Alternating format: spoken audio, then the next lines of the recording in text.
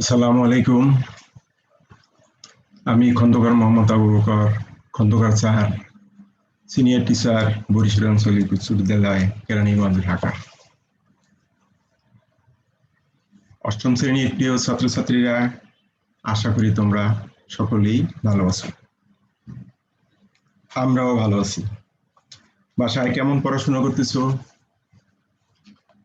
প্রত্যেক দিনের পড়া প্রত্যেক দিন রেডি করে রাখতে হবে, তা নাহলে পরীক্ষায় ভালো করা যাবে না।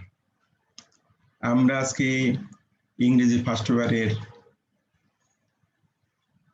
ক্লাস 8-এর ইংরেজি ফার্স্ট ইয়ার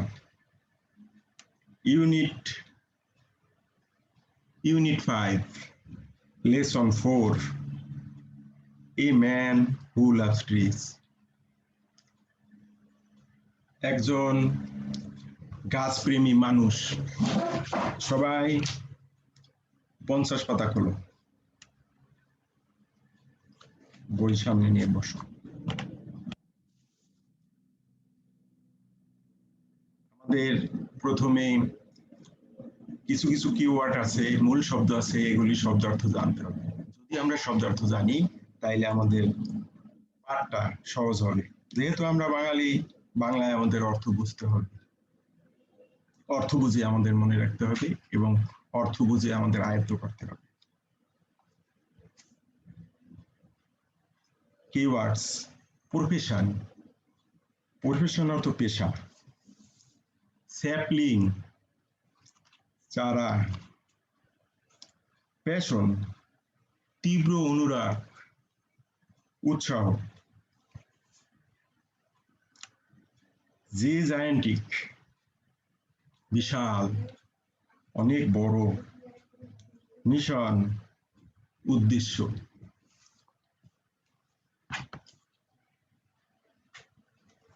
এবং এগুলো হলো কিওয়ার্ড। এবং এর পাশাপাশি আমাদের আজকে যে পাঠটা আছে সেই পাঠের মধ্যে যে সমস্ত ওয়ার্ডগুলি একটু ইম্পর্টেন্ট সেগুলো হলো ফারদেস্ট।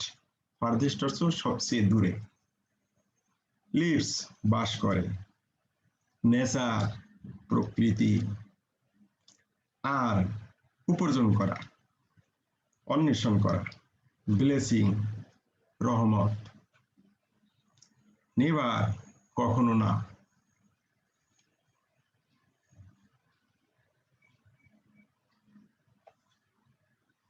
তারপর ড্রাই, শুষ্ক, এক্সপেন্সেস, খরচ।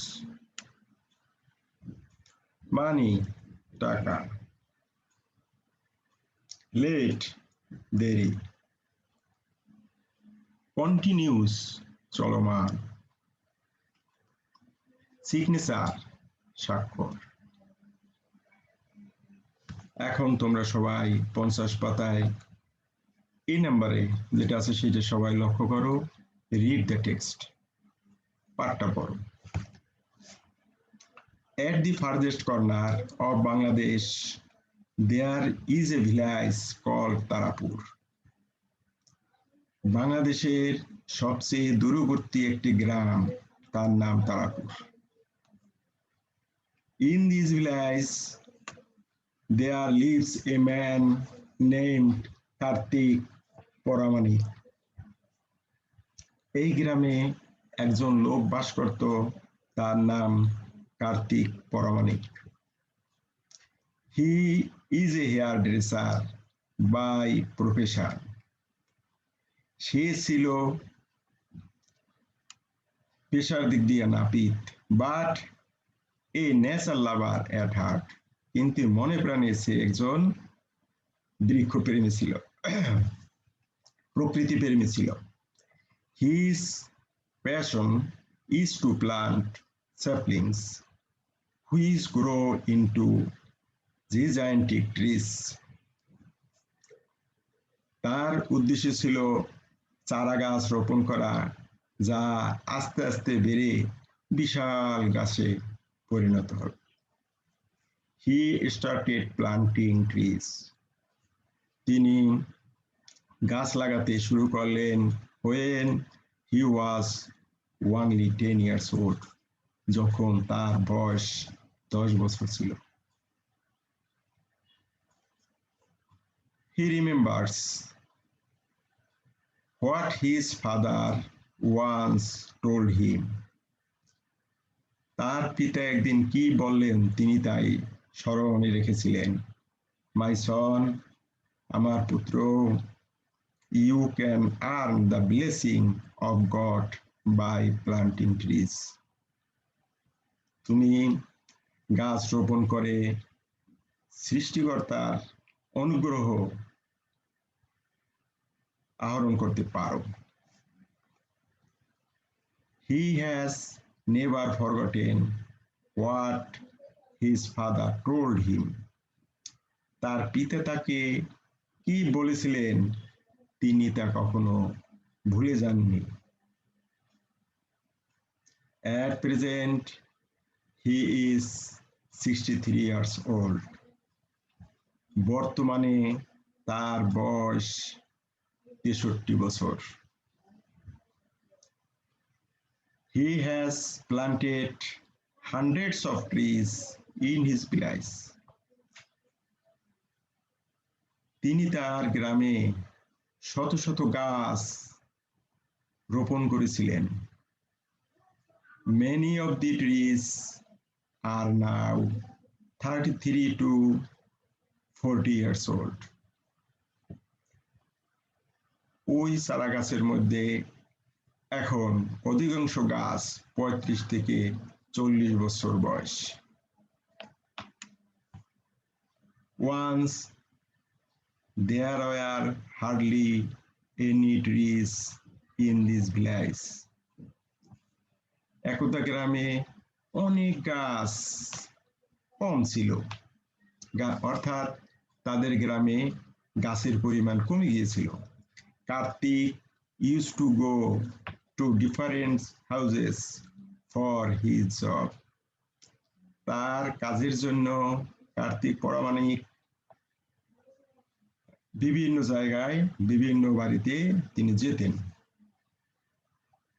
At times he would get tired in the scorching sun.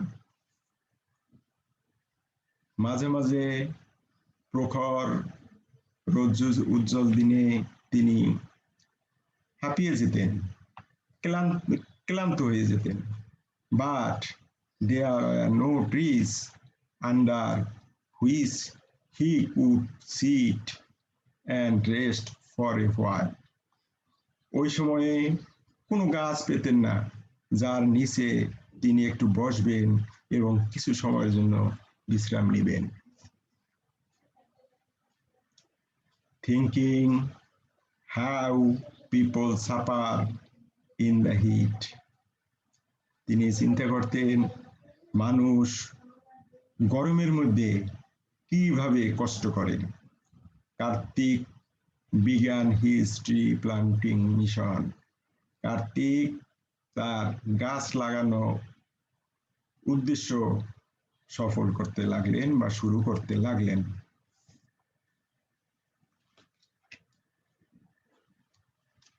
Occasionally, Kartik woke up early in the morning. প্রায় কার্তিক সকালে ঘুম থেকে খুব তাড়াতাড়ি উঠতেন। Take 1 or 2 laborers with him and set out to plant trees. এবং তিনি তার সাথে একজন বা দুইজন শ্রমিক নিয়ে বাড়ি থেকে গাছ লাগানোর উদ্দেশ্যে বের হতেন। He would walk long distances to plant trees, carry with him some dry food and water. তিনি অনেক দূরে গাছ লাগাতে যেতেন, সাথে তিনি শুষ্ক খাবার এবং পানি নিয়ে যেতেন। He would pay all the expenses from his own pocket. তিনি এই শ্রমিকদের যত খরচ তিনি নিজে বহন করতেন। Karthik has planted trees beside the roads in and around the bazaar, schools and colleges, open fields, and many other places. Kartik রাস্তার পাশে, বাজারের ভিতরে এবং বাহিরে, স্কুলের পাশে, কলেজের পাশে, মুক্ত মাঠের পাশে এবং অন্যান্য জায়গায় গাছ লাগাতে।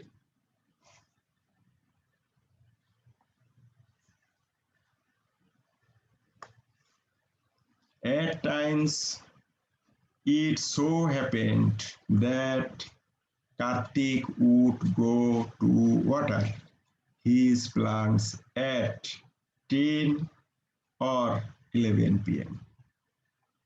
মাঝে মাঝে এমন ঘটনা ঘটতো যে কার্তিক রাত্র 10টা বা 11টার দিকে গাছে পানি দিতে যেতেন।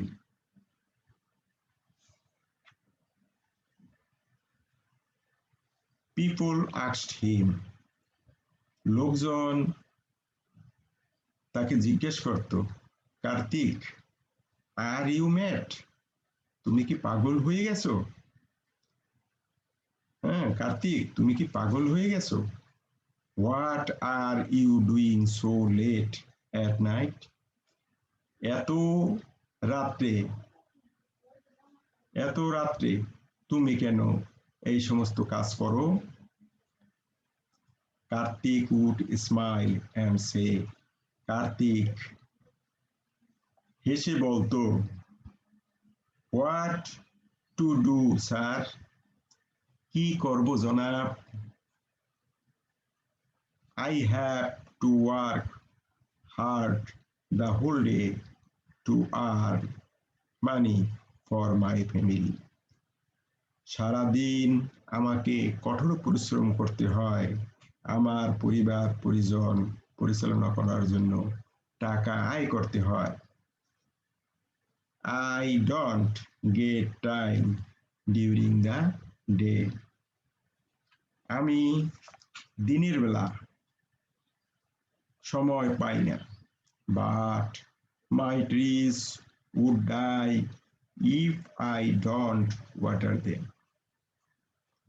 কিন্তু আমি যদি গাছে পানি না দেই তাহলে গাছ পানির অভাবে মারা যাবে। So I come late at night to look after them. সুতরাং আমি রাত্রে আসি যাতে সেগুলির দেখাশোনা বা যত্ন নিতে পারি। Even today, this old man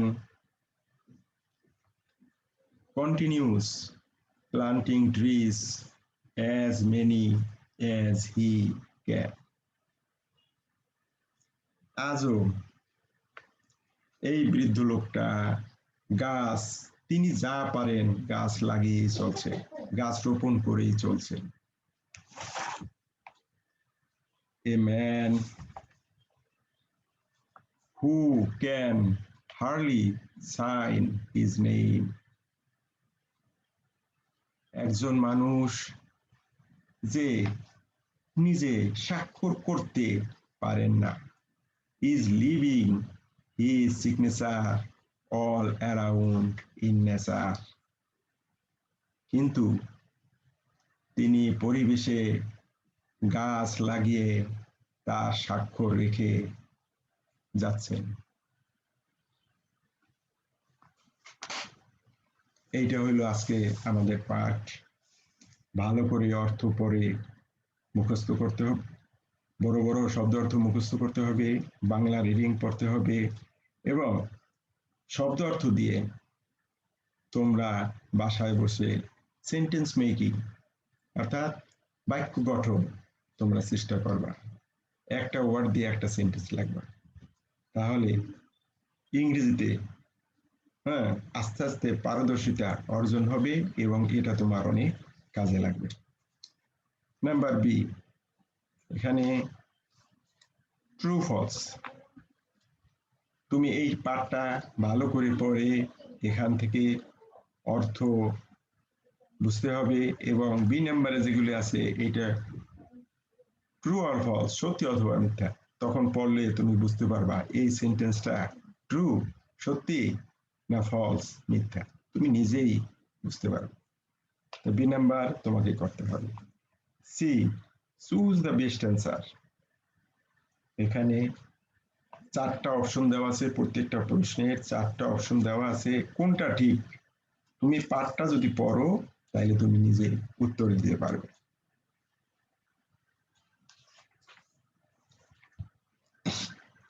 number D, read the text again and answer the following questions. আমাদের যে প্যাসেজটা সেটা বলতেছে যে প্যাসেজটা পুনরায় পড়ো এবং এই প্রশ্নগুলোর উত্তর দাও। Number one, who is Kartik Pramanik? Kartik Pramanik কে? দুই, how do you understand that he is a nature lover? সে একজন প্রকৃতি প্রেমিক, তুমি কিভাবে বুঝতে পারো? Number three, why did he plant trees? তিনি কেন গাছ লাগান? মানুষের বিভিন্ন ধরনের শখ থাকে, সেই শখটা কোথা থেকে উৎপত্তি সেটারও কারণ থাকে, কিন্তু তিনি গাছ লাগান কেন? এই কেনর উত্তর আমাদের এখানে আছে। Number four, what do you understand by saying a man who can hardly sign his name is leaving his signature all around in nature? তুমি এই লাইনটা থেকে কি বুঝতেছো? যে একজন মানুষ সে স্বাক্ষর করতে পারে না, কিন্তু প্রকৃতিতে গাছ লাগিয়ে তিনি তার স্বাক্ষর রেখে চলে যাচ্ছেন। এটা দিয়ে তোমরা কি বুঝো এটা লিখতে হবে। সুতরাং বাসায় এই পাঠ ভালো করে পড়ে বি সি ডি এই কোশ্চেনগুলি তুমি বাসায় বসে লেখবা, লেখা আবার তোমার এটা সঠিক হলো কিনা সেটা দেখবা। আজকে আমাদের পাঠ এ পর্যন্তই। যারা জুম ক্লাসে অংশগ্রহণ করছো তাদের সকলকে ধন্যবাদ জানিয়ে আজকের পড়া এখানে শেষ করছি।